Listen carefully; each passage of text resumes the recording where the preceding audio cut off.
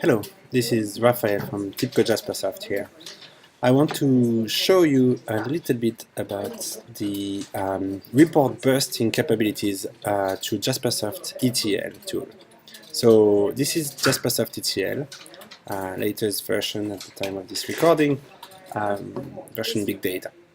And I have the Jaspersoft components, so that lets me control and consume and retrieve informations and use Jaspersoft through the REST API. And here I have a job. So in Jaspersoft ETL, you can create jobs. So that would be some flows with a starting point, and then decide with each component what would be the outcome and what to do with the data. And so here in my job, I have a report bursting job. So the first part is to connect to my database. So I have connections to FoodMart's database, port and schema and the credentials. And then once I have these connections, I use it to run a query. So that's my input component. So that's a query that gets my customers, the list of customers basically, ordered by the sales. So it's in the same FoodMart database. We have stores with customers, and I'm just ordering by sales amount, by how much they spent in the stores. And then I have a standard logger, basic logger, and with the data I retrieve, so I take the top 10 customers with the data, those top 10 customers. I'm using the REST API of Jaspersoft, using this TJRS REST report exec component of Jaspersoft ETL to connect to Jaspersoft server and running the customer report on each customer.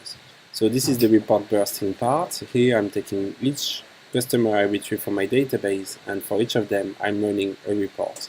And the outcome, I'm putting it in the desktop and with a specific name in a PDF format.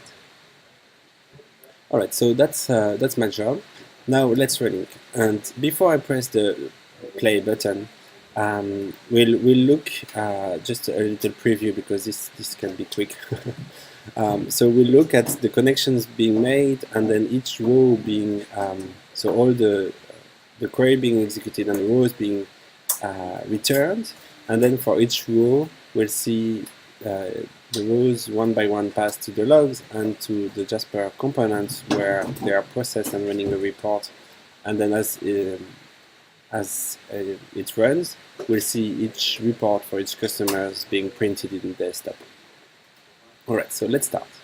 So you can see connection is made, okay, and now I have all my rows. So first row, second row. And as I go through each rows, I'm running a report for each of my top 10 customers.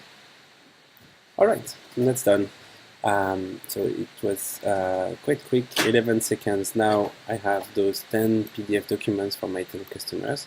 So for the benefit of this presentation, I print them to the desktop, but obviously you can put them a specific folder.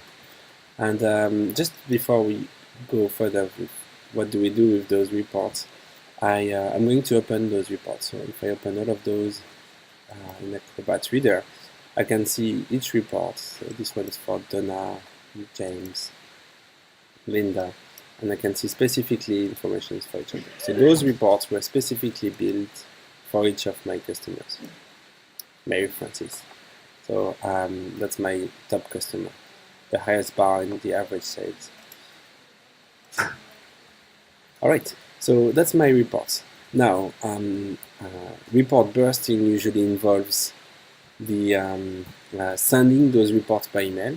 So this is just a basic job. You can extend it and add components to it. So using the full list of components, and you would search for your, for example, you can use a tsend mail component that would let you, so tsend mail that would let you configure sending those reports by email to your customers.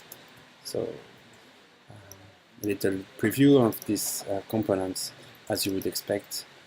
You would have to, from, etc.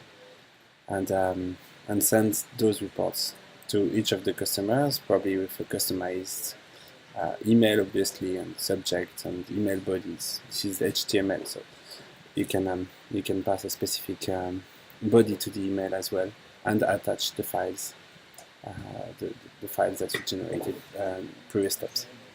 Okay, thank you very much for watching. I hope this helps. Bye.